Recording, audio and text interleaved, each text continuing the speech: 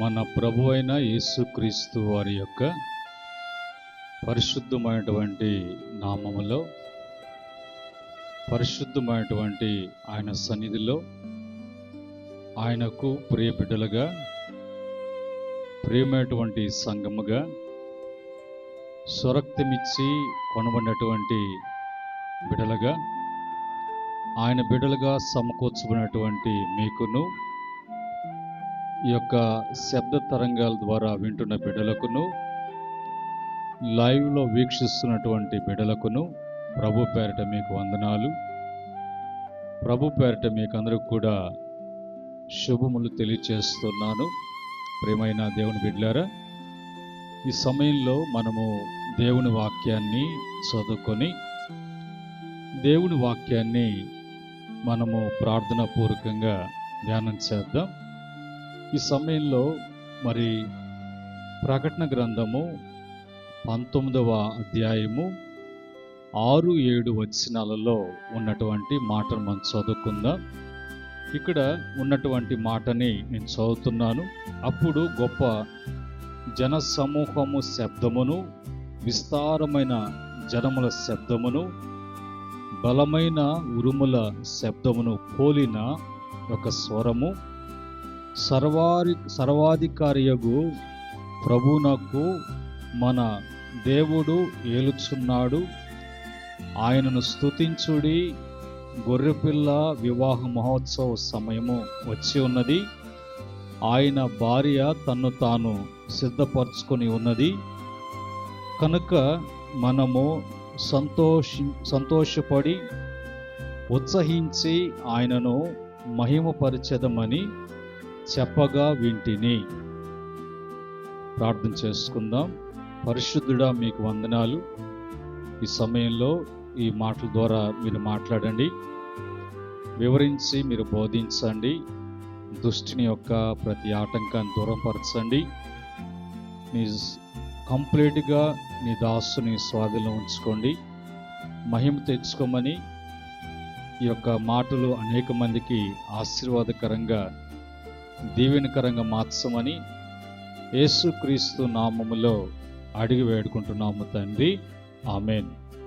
ప్రియమైన దేవుని బిడ్డలారా, మనం చదువుకున్నటువంటి ఈ యొక్క మాటలలో అక్కడున్నటువంటి అర్థం ఏంటంటే, యేసు ప్రభువారు ఆయన వరుడుగా మధ్యాకాశానికి రాబోతున్నాడు. అయితే దానికి ముందుగా యేసు ప్రభువారు ఈ లోకానికి వచ్చి మరి ప్రతి ఒక్కరు కూడా విమోచించి, ఆయన రక్షించి, ప్రతి ఒక్కరు కూడా ఆయన రక్షించబడటానికి స్వరక్తమిచ్చి కొనబడినటువంటి సంఘముగా మనం సమకూర్చి, మనం సంఘముగా ఎత్తబడి ఆయనతో కూడా యుగయుగాలు జీవించటానికి ఆయన పరలోకానికి వెళ్ళారు. పరలోకం నుంచి తిరిగి ఆయన వచ్చేటువంటి రాక ఎలాగుంటుంది, సంఘముగా మనం ఎత్తబడుతున్నటువంటి విధానం ఎలాగుంటుంది అని పోల్చి, అక్కడ ఎలాగ పోల్చి చెప్తాడంటే, యేసు ప్రభువారు రేపు మధ్యాకాశానికి వచ్చేటప్పుడు దేని కొరకు వస్తాడు, ఎవరి కొరకు వస్తాడు, ఎందుకొరకు వస్తారు అనేది చూసినప్పుడు, ఆయన పెళ్లి కుమారుడు ఏ విధంగా అయితే మరి వివాహానికి సిద్ధపడి వస్తాడో, అలాగనే యేసు ప్రభువుని పెళ్లి కుమారునిగా పోలుస్తూ వరుడు అన్నట్టుగా, సంఘాన్ని వధువు అన్నట్టుగా మరి వాక్యం పోల్చి చెప్తుంది. అంటే ఈ రెండింటికి అర్థం ఏంటంటే, ఒక పెళ్లి కుమార్తె పెళ్లికి ఏ విధంగా అలంకరించబడి, ఏ విధంగా సిద్ధపరచబడి, ఒక సిద్ధపాటుతో, మంచి అలంకరణతో మరి ఆ పెళ్లి కుమార్తె, ఆ వధువు మరి ఆ వధువును చూడగానే వరుడు వెంటనే మరి స్వీకరించినట్లుగా, వెంటనే మరి ఆమెను వివాహము చేసుకునేటట్లుగా ఎలాగ జరుగుతుందో, అలాగనే ఈ సంఘము అనేటువంటి వధువు ఆ విధంగా సిద్ధపడాలి. ఆ విధంగా సిద్ధపడితే ఆ సిద్ధపాటును బట్టి సంఘము ఎత్తబడుతుంది. సంఘం ఎత్తబడిన తర్వాత మరి ఆయన వరుడుగా సంఘం అనేటువంటి స్త్రీని, వధువుని ఆయన స్వీకరిస్తాడు. పెళ్లి కుమారుడు ఏ విధంగా పెళ్లి కుమార్తెను స్వీకరిస్తాడో అలాగ సంఘాన్ని స్వీకరించి ఆయన పరలోకానికి తీసుకువెళ్తాడు. అక్కడికి వెళ్ళిన తర్వాత మరి వివాహానికి ఏ విధంగా ఏర్పాట్లు జరుగుతాయో, వివాహ మహోత్సవం ఎలాగ జరుగుతుందో అలాగనే సంఘము క్రీస్తుతో కూడా పరలోకములో అలాంటి మహోత్సవం జరుగుతుంది.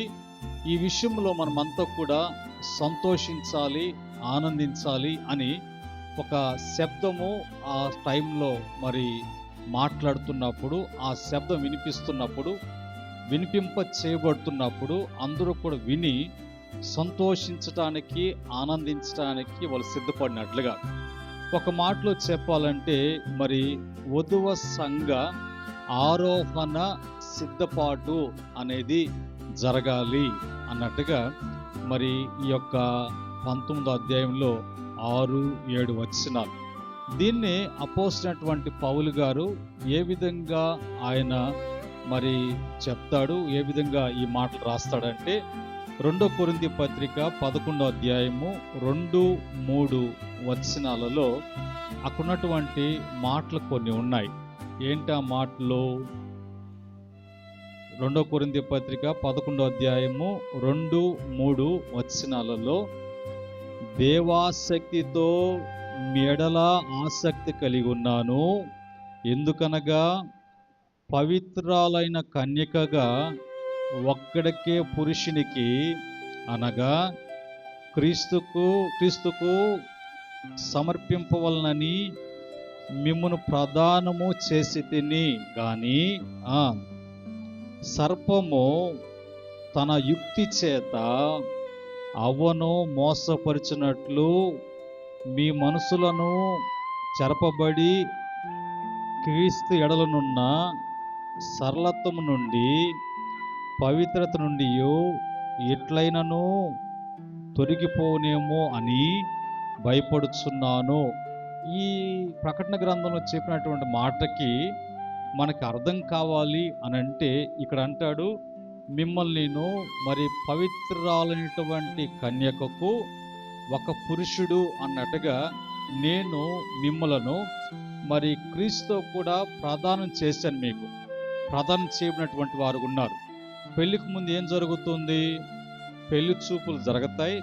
పెళ్లి చూపులు జరిగిన తర్వాత ఇరువురికి ఇష్టమైనప్పుడు, ముఖ్యంగా అమ్మాయికి అబ్బాయికి ఇష్టమైనప్పుడు వెంటనే వాళ్ళకి ఏం జరుగుతుంది అంటే మరి నిశ్చితార్థము లేదంటే ప్రదానము అనేది జరగాలి.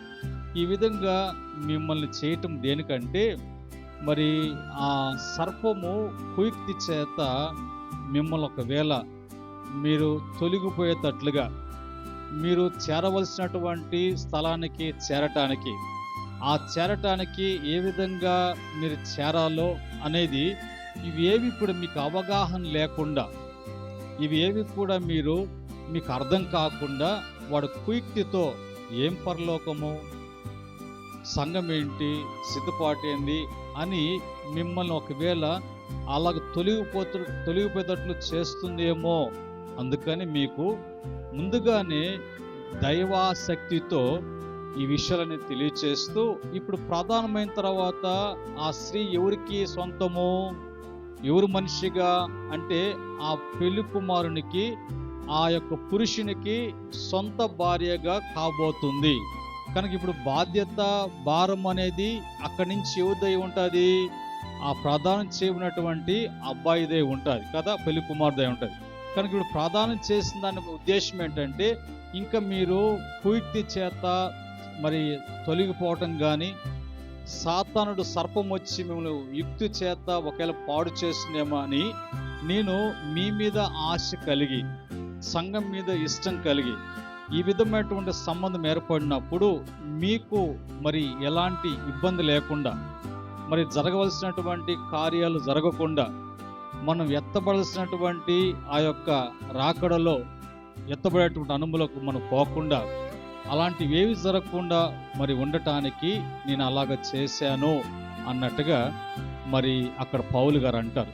దీన్నే మళ్ళీ ఎఫెసీ పత్రిక 5వ అధ్యాయము 25 నుంచి 27 వరకు ఉన్నటువంటి వచనాలలో ఉన్నటువంటి మాటలు మనం చూసినప్పుడు, పురుషులారా మీరును మీ భార్యల్ని ఏం చేయాలా? ప్రేమించుడి.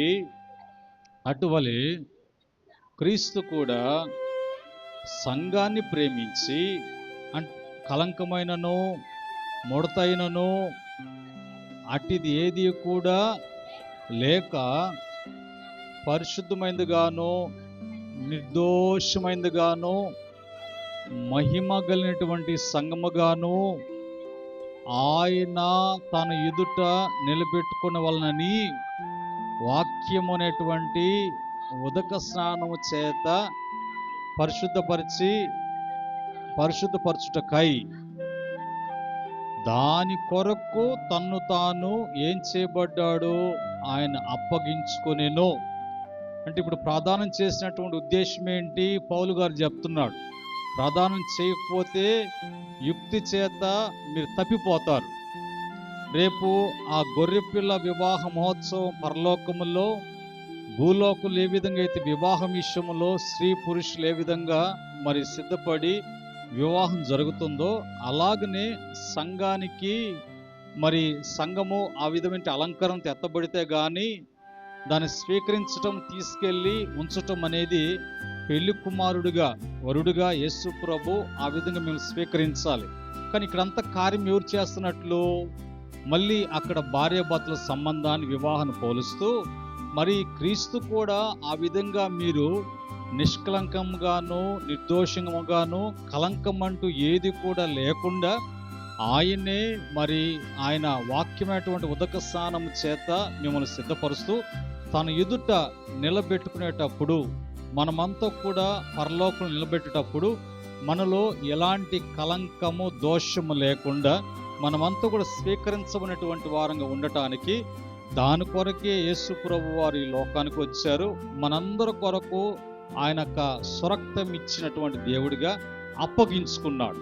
కనుక ఇప్పుడు ఎందుకు ఇవన్నీ చేశాడు అంటే, ఈ యొక్క వధువ సంఘము ఆరోహణం కావటానికి సిద్ధపాటు జరుగుతున్నప్పుడు, ఈ సిద్ధపాటులో అందరూ కూడా ఎక్కడ ఉండాలా?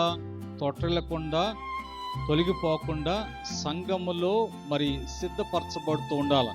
ఏ విధంగా సిద్ధపరచబడుతూ ఉండాలా అంటే, దాని పెళ్లి కుమార్తెకి పోల్చాడు. పెళ్లి కుమార్తె అన్నప్పుడు పెళ్లి చూపులు జరుగుతున్న కాడి నుంచి, పెళ్లి చూపులు ప్రారంభించిన కాడి నుంచి, అక్కడి నుంచి మరి ఆ చూపుల కాడి నుంచి, మాటల కాడి నుంచి, తర్వాత నిశ్చితార్థం ప్రధానం కాడకొచ్చి వివాహమై, ఆ తర్వాత వివాహము తర్వాత కలిసిమెలిసి జీవించేటువంటి అనుభవం వచ్చేంత వరకు పెళ్లి కుమార్తె ఏం చేస్తుంటుంది?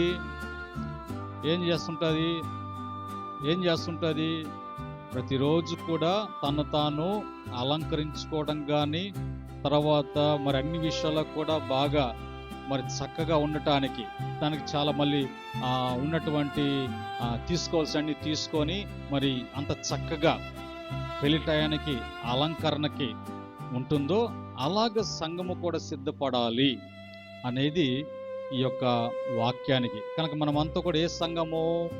వధువు సంఘముగా మనమంతా ఏం చేయబడాలి? మనము ఆరోహణం కావాలి. ఎక్కడికి ఆరోహణం కావాలి? పరలోకానికి. ఆరోహణం కావాలన్నా, ఆరోహణం కావటానికి, స్వీకరించడానికి, తీసుకువెళ్ళి మనము ఆడ ఉండటానికి వరుడైనటువంటి యేసు ప్రభు కూడా ఎలాగ వస్తున్నాడు? ఆయన కూడా సిద్ధపడి ఆయన వచ్చి తీసుకువెళ్తాడు. అప్పటి వరకు మనం ఏం చేస్తుండాలా? సంఘములో మనం సిద్ధపడుతూ ఉండాలి. సంఘములో మనము ఆయన పెళ్లి కుమారుడు చూడగానే పెళ్లి కుమార్తె ఏ విధంగా ఇష్టంగా స్వీకరిస్తాడో అంతగా అలంకరించబడాలి. మామూలుగా పెళ్లిలో జరిగేది అట్లాగనే ఆత్మీయ జీవితంలో మనం కూడా అలా సిద్ధపడుతూ ఉండాలి. ఒకవేళ నాకు 70 సంవత్సరాలు వచ్చేసాయి, నాకేం అలంకరణ, ఈ వయసులో నాకేం బ్యూటీ పేర్లు, ఆ విషయాలకు పోకూడదు. అలంకరణ అనేది ఒకవేళ శరీరానికి ముసలతనం, దేహానికి వయస్సు ఉంటుంది, ఆ ముసలితనం ఉంటుంది, కానీ ఆత్మ అనేది యవ్వనంగా ఉంటుంది. ఈ లోకములో ఈ దేహం ఉంది కాబట్టి ఈ దేహం అనేది ఒదిగిపోవాలి. రేపు రెప్పపాటున ఈ మట్టి దేహం అంతా కూడా రాలిపోతే ఈ దేహం మహిమ దేహముగా మార్చబడినప్పుడు మనమంతా కూడా యంగ్ స్టార్స్గా ఉంటాం, యవనస్తులుగా ఉంటాం. అలాంటి ఇది యేసుక్రీస్తు ద్వారా మనకు కలుగుతుంది. కనుక ఇప్పుడు ముసలితనం దేనికి శరీరానికే కానీ ఆత్మ కాదు.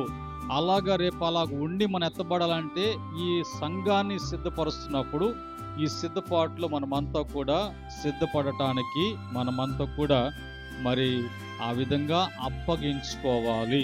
సంఘము ఏ విధంగా సిద్ధపడాలి, ఎవరు సిద్ధపరుస్తారు అనే విషయాన్ని మీరు రాసుకునే పని అయితే అన్ని డీటెయిల్గా చెప్తాను.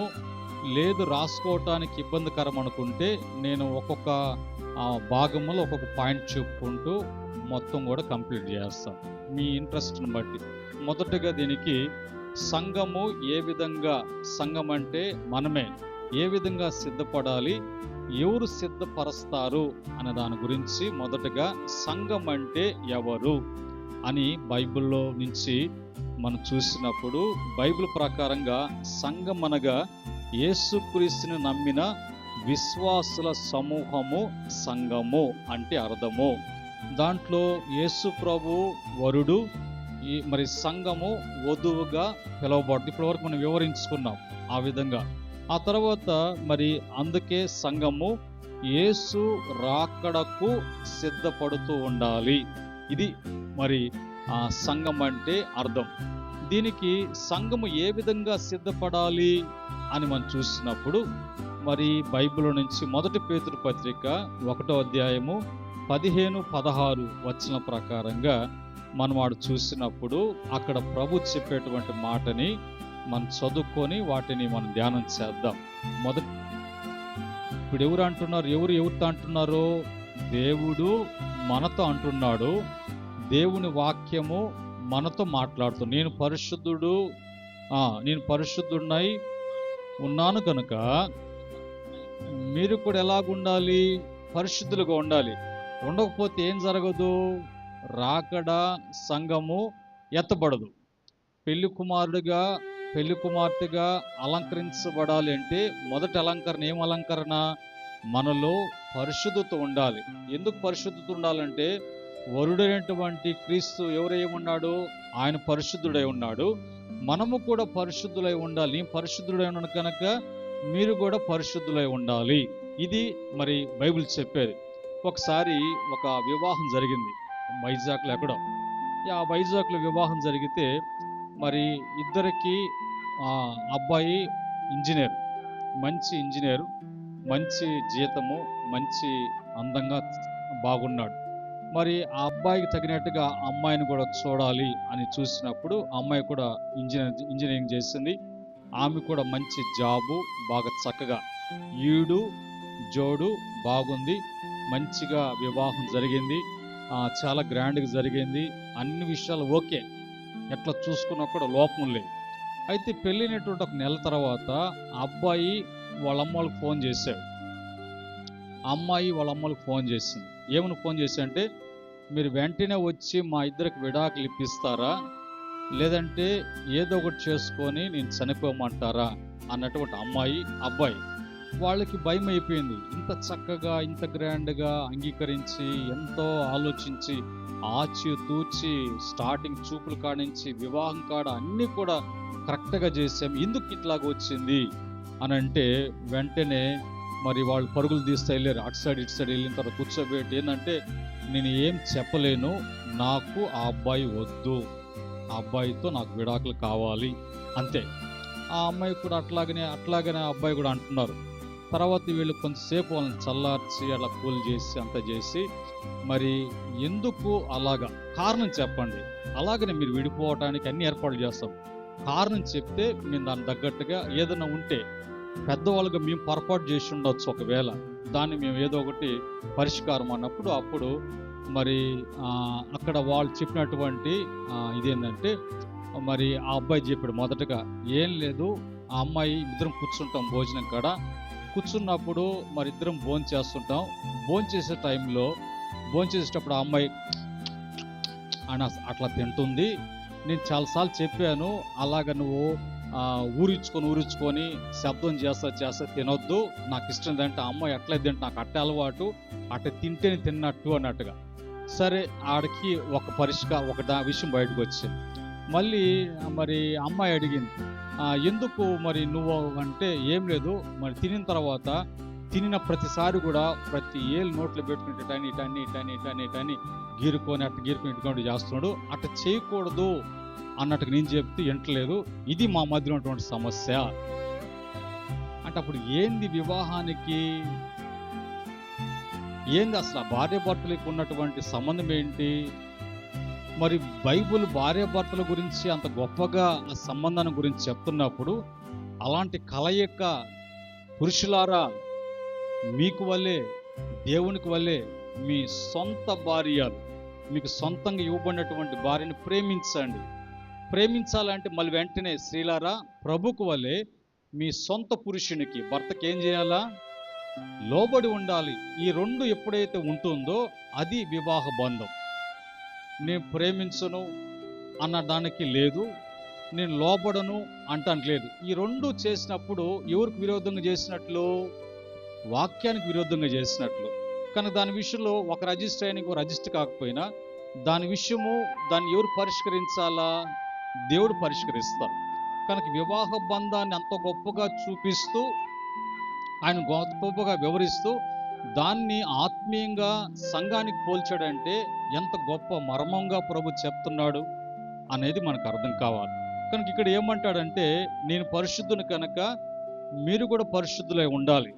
మీరు పరిశుద్ధులై ఉంటే మీరు నా పరిశుద్ధతలోకి నా దగ్గరకు రావటానికి, లేదంటే ఆ బంధం ఏర్పడటానికి, ఆ కలయిక ఏర్పడటానికి, మీరు పరలోకానికి చేర్చబడటానికి, మరి ఆ విధమైనటువంటి మీకు అర్హత యోగ్యతగా సంగముగా పెళ్లి కుమార్తెగా చేర్చబడాలంటే నేను ఏ విధంగా ఉంటానో మీరు కూడా ఆ విధంగా ఉండాలి అన్నట్టుగా అక్కడ ప్రభు అంటాడు. కంటిన్యూషన్ కాగా మీరు ఇప్పుడు ఏం చేయాలి? నీ పరిశుద్ధులైన ప్రకారంగా మీరు కూడా పరిశుద్ధులై ఉండాలి. తర్వాత కంటిన్యూషన్ ఏంటి? అది చదవాలి, అది ఎగిరిపోయింది, అందుకని అది మళ్ళీ చదువు. పూర్వపు ఏ దశలో ఉన్నారు? పూర్వపు పాతకాలంలో ఏ దశ అంటే అజ్ఞాన దశ అంటే జ్ఞానం లేకుండా, బుద్ధి లేకుండా, భక్తి లేకుండా, విశ్వాసం లేకుండా, భయం లేకుండా, క్రమం లేకుండా జీవించిన దినాలు అజ్ఞాన స్థితి. అది ఆ పూర్వపు అజ్ఞాన స్థితిలో నుంచి చదువు.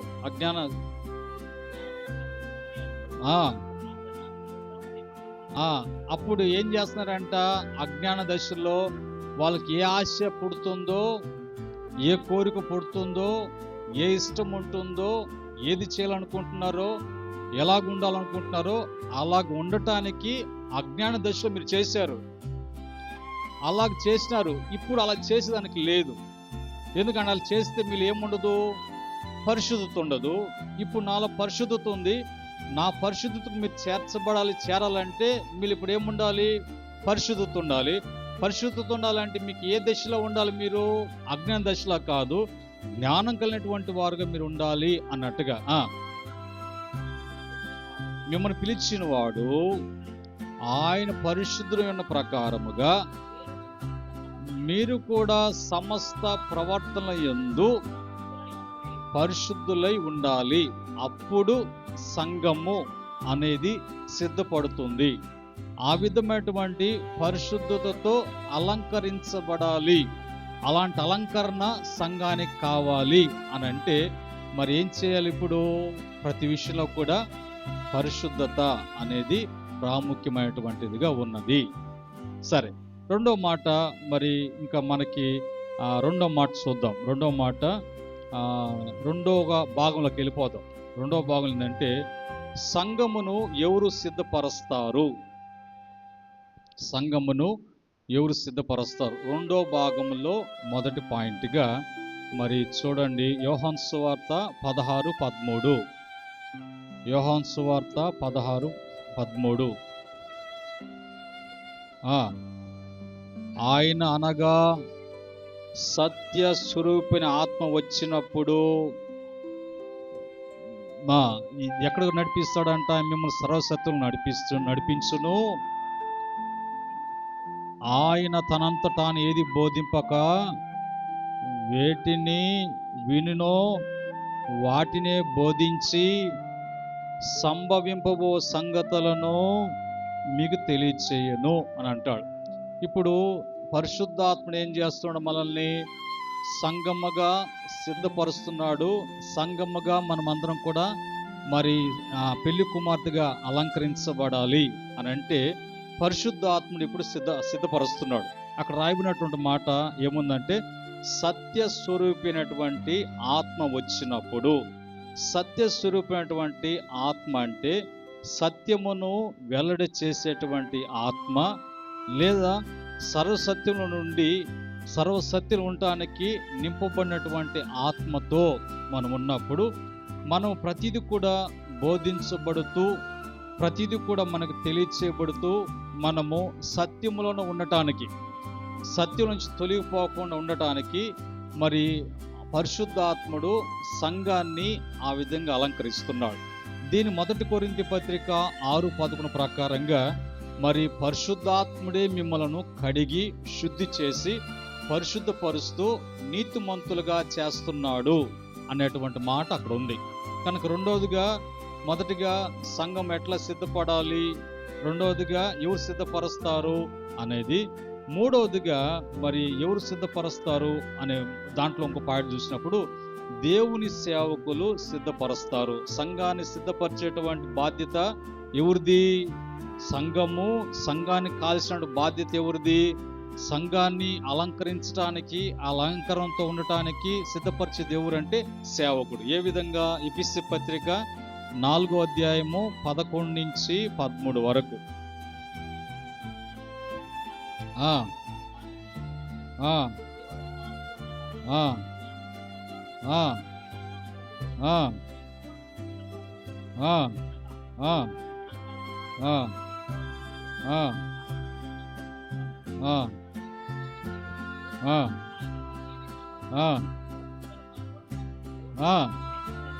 ఆ చూడండి, ఇప్పుడు ఈ సంఘాన్ని దేనికి పోల్చడం? మళ్ళీ ఆయన శరీరములో మన అవయములుగా క్రీస్తు యొక్క శరీరము క్షేమాభివృద్ధి చెందుటకును, పరిచర్యధరము జరుగుటకును.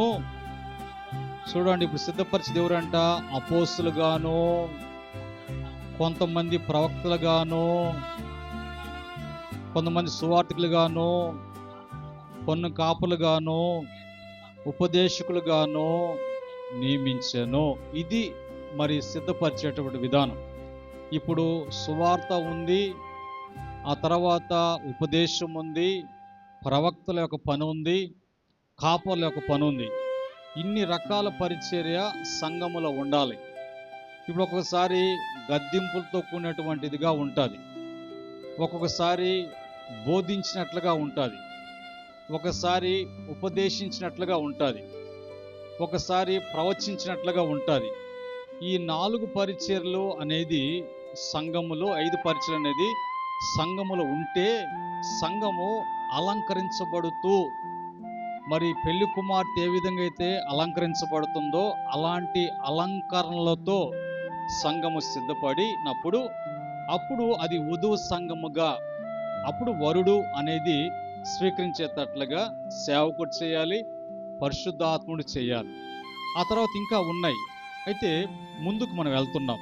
తర్వాత ఏంటి అని అంటే, తర్వాత ఏంటంటే మనం సిద్ధపడాల్సినటువంటి సంఘము, సిద్ధమైనటువంటి సంఘం మనం సిద్ధపడిన తర్వాత సంఘానికి ఉండవలసినటువంటి లక్షణాలు ఏ విధంగా ఉండాలి, సంఘానికి ఆ విధంగా సిద్ధపరుస్తున్నప్పుడు మరి ఎలాంటి లక్షణాలు సంఘానికి ఉండాలి, ఉంటేనే అలంకరించబడినట్లు. మొదటిగా ప్రార్థనా జీవితము, 2 పరిశుద్ధత, 3 ప్రేమ, 4 మరి వినయము, 5 విశ్వాసము, 5 దేవుని భయము, ఆ తర్వాత ఆత్మ ఫలములు, యేసు క్రీస్తు యొక్క రాకడ విషయములో ఆశ. ఈ విధమైనటువంటి అలంకరణలతో మనం అలంకరించబడినప్పుడు పెళ్లి కుమార్తె ఏ విధంగా అలంకరించబడినటువంటి అలంకరణ ఉంటుందో ఆ అలంకరణ అనేది సంఘానికి ఈ విధంగా ఉండాలి. అప్పుడు వరుడైనటువంటి యేసుక్రీస్తు వారు సంఘం అనేటువంటి పెళ్లి కుమార్తెను ఆయన స్వీకరిస్తాడు. అప్పుడు సంఘాన్ని, పెళ్లి కుమార్తెను వరుడైనటువంటి యేసుక్రీస్తు పరలోకానికి తీసుకువెళ్ళి అక్కడ ఒక విందు జరుగుతారు. ఆ విందును గురించి ఏమని రాయబడిందంటే, మరి గొర్రెపిల్ల వివాహ మహోత్సవము అనేది అక్కడ జరగాలి. దాని కొరకు ఇప్పుడు పరలోకమంతా కాసుకొని ఉంది. ఆ విధంగా జరుగుతున్నప్పుడు ఆ విందులో వాళ్ళు సంతోషించటానికి, ఆనందించటానికి ఆ విధంగా వాళ్ళు కాసుకొని ఉన్నారు. అలా జరుగుతుంది అన్నట్టుగా.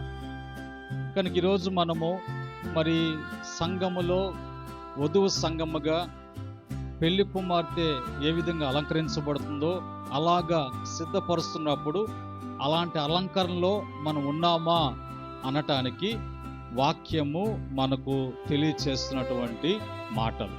కనుక ఈ మాటలను బట్టి ఈరోజు మనము మరి సిద్ధపడటానికి మనకు మరి సహాయపడేటువంటిది దేవుని వాక్యము, సహాయపడేటువంటి పరిశుద్ధాత్ముడు, అలాగనే దేవుని సేవకులు. మన జీవితాలలో ఇవన్నీ కూడా దేవుని పెట్టినటువంటి సిస్టమ్. దీనికి ముందుగా యేసు ప్రభు కూడా మనల్ని ఆ విధంగా అలాంటి ఏర్పాట్లు ఉండటానికి ప్రభు మనల్ని సిద్ధపరుస్తూ ఉన్నాడు. ఇన్ని విధాలుగా మనము సిద్ధపడితే కానీ ఆ అలంకరణ రాదు. ఆ అలంకరణ అనేది స్త్రీకి లేకపోతే అది వివాహానికి సిద్ధపడినట్లు కాదు. కనుక వివాహము బాగానే, చూపులు బాగానే ఉన్నది, చూసుకున్న తర్వాత ప్రధాన నిశ్చితార్థం బాగానే ఉన్నది. ఆ తర్వాత మరి ఆ అలంకరణ లేకపోతే పెళ్లి టయానికి మామూలు కూర్చొని ఇటు కూర్చుంటాను, నన్ను పెళ్లి చేసుకుంటావా అంటే ఆ పురుషుడు ఏం చేస్తాడు? పురుషుడేమో బాగా సిద్ధపడి చక్కగా డ్రెస్ వేసుకుని వచ్చాడు. పెళ్లి కుమార్తె మరి అలంకరించుకోకుండా, నాకు అవన్నీ ఇష్టం లేదు, నేను ఆ టైపు కాదు, ఓల్డ్ టైప్ అంటే వెంటనే ఏం చేస్తాడు? అక్కడ రిజెక్ట్ చేస్తాడు. అమ్మా వద్దు, నీకు పిచ్చి అని నాకు తెలియదు, నేను అప్పుడు చూసినప్పుడు ఏంటంటే నువ్వు చాలా బాగా కనబడ్డావు, ఇప్పుడు పిచ్చి పిచ్చిగా కోతిగా చేస్తున్నావు, కనుక నీకు ఒక దండాలు, తర్వాత ఈ పెళ్లికి ఒక దండాలు, తర్వాత చూసినటువంటి సంబంధం చూసినప్పుడు ఒక దండాలు, తర్వాత మీ తల్లిదండ్రులకు నీకు జన్మించిన తల్లిదండ్రులకు ఒక దండాలు, టోటల్గా ఈ పెళ్లికి ఒక దండాలు అని చెప్పి వాడు పారిపోతాడు. అంటే భూమి మీద జరిగేటువంటి అనుభవం చెప్తాం. ఇప్పుడు ఈ భూమి మీదే ఇన్ని జరిగితే రేపు మనం ఉండేటువంటి స్థలము, జీవించేటువంటి జీవితము, మనం ఉండబోయేటువంటి ఆ యొక్క అనుభవం ఎంత గొప్పదంటే ప్రకటన గ్రంథం అంటాడు, అక్కడ ఎక్కడ చూసినా కూడా మరి అక్కడ ఏడుపు అనేది ఉండదు, అక్కడ సూర్యుడు చంద్రులు ఎవరు ఉండరు, దేవుడే వెలుగు, ఆ వెలుగులోనే మనమంతా కూడా ప్రకాశిస్తూ ఉంటాము. అక్కడ ఎక్కడ చూసినా సంతోషమే కానీ దుఃఖము, బాధ, పాపము, అపవిత్రత అనేది ఏది కూడా అక్కడ కనిపించదు అన్నట్టుగా అక్కడ మరి ప్రభు రాయిస్తాడు. అలాంటి వివాహము, అలాంటి సందడి, అలాంటి అనుభవంలోకి మనం వెళ్ళటానికి సంఘమైనటువంటి మనం ఏం చేయాలంటే మనము ఇప్పటి నుంచే అలంకరించబడుతూ ఉండాలి. అంటే అలంకరించబడటం అంటే ఆత్మీయంగా ఏంటి? మనలో ప్రార్థన, మనలో పరిశుద్ధత, మనలో విశ్వాసము, మనలో ప్రేమ, మనలో భక్తి, మనలో వినయము, ఇవన్నీ కూడా మనకు అలంకరణలే. అందుకని మరి ఒక దగ్గర మరి దేవుడు రాయిస్తాడు, దేవుడు ఎప్పుడు కూడా పై రూపాన్ని, పై అలంకరణగా కాకుండా మీరు అంతరంగాన్ని అలంకరించుకున్నప్పుడు ఈ అంతరంగం అలంకరణగా దేవుడు స్వీకరిస్తాడు. అలాగ లేకపోతే కష్టం కదా అన్నట్టుగా. అందుకని మరి లోకం ఏం చూస్తుంది? పై రూపాన్ని చూస్తుంది. ప్రభు పై రూపాన్ని చూసి స్వీకరించేవాడు కాదు. హృదయాన్ని అలంకరించుకుంటే ఆ విధంగా అలంకరించుకున్నటువంటి భక్తి కలిగినటువంటి స్త్రీలు ఉన్నారు. వాళ్ళు ఆ హృదయ అలంకరణ బట్టి శారా ఎట్లా అలంకరించుకుంది? భర్త అంటే ఒక గౌరవము, భర్త అంటే ఒక మర్యాద. ఏమని పిలిచింది భర్తని? యజమానుడా అని పిలిచింది. అంటే దాన్ని ఆ పేతురు భక్తుడు అలాంటి మరి క్రమములో అలాంటి అలంకరణ ఉన్న వాళ్ళందరూ కూడా శారాకు బిడ్డలు అవుతారు వాళ్ళు. ఆమె ఎంతగా అలంకరించుకుంది అన్నట్టుగా ఈరోజు మనం కూడా అలాంటి అలంకరణతో ఉన్నప్పుడే అలంకరించబడతాం. అలాగా వాక్యము, యేసుక్రీస్తు వారు, యేసుక్రీస్తు వాక్యము, పరిశుద్ధాత్ముడు, అలాగనే మరి సేవకుడు ఆ విధంగా సిద్ధపరిచినప్పుడు ఆ అలంకరణ బట్టి యేసుక్రీస్తు రేపు సంఘాన్ని స్వీకరించాలి. దీన్ని ఇంకా లోతుకు పోతే ఎస్తేరు మరి ఆ రాజు స్వీకరించటంలో, అహష్వేరోషు రాజు ఎస్తేరుని ఒక పని అమ్మాయి అయితే అనేక మంది, వందల మంది వచ్చే రాజకుమార్తెలు, వాళ్ళు ఎంత చక్కగా అలంకరణ ఉందంటే అలంకరణ చూడగానే అనిపిస్తుంది ఈమె రాజకుమార్తె అని. కానీ పాశిపని చేసినటువంటి ఈ యొక్క ఎస్తేరు మొద్దుకై తీసుకెళ్ళి అక్కడ నిలబెట్టాడు. అక్కడ నిలబెట్టినప్పుడు ఆమెను చూడగానే ఇంతమంది రాజకుమార్తెలుంటే ఈమెని ఒక్కదాన్ని ఫస్ట్ చూడగానే ఎస్తేరుని చూశాడు.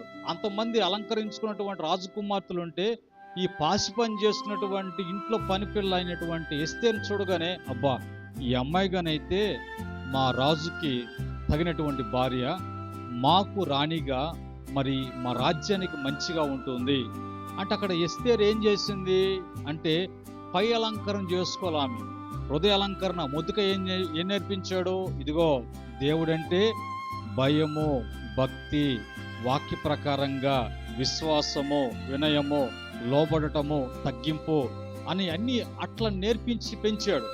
ఇప్పుడు ఆమె మామూలుగా వచ్చి సాధారణ నిలబడితే వెంటనే ఆ హేగే సిద్ధపరిచేటువంటి హేగే నహపంసకుడు తీసుకెళ్లి ఆమెని సిద్ధపరిచి ఆమెను తీసుకొచ్చేటప్పుడు అతని దృష్టిలో ఆమె కరెక్ట్ అని అన్నారు, మనుషుల దృష్టిలో కరెక్ట్.